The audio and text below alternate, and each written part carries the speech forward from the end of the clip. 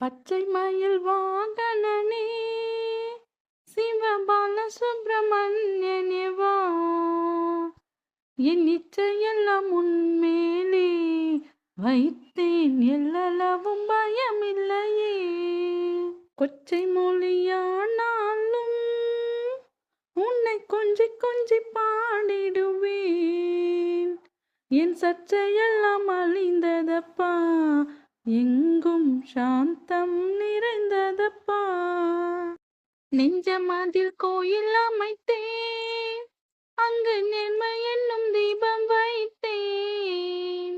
செஞ்சிலம்பு கொஞ்சம் வேளா, முருகா சேவல் கோடி மயில் வீரா. வெள்ளம் அது பள்ளந்தனிலே பாயும் தன்மை போல் உள்ளந்தனிலே, நீ மெல்ல மெல்ல புகுந்து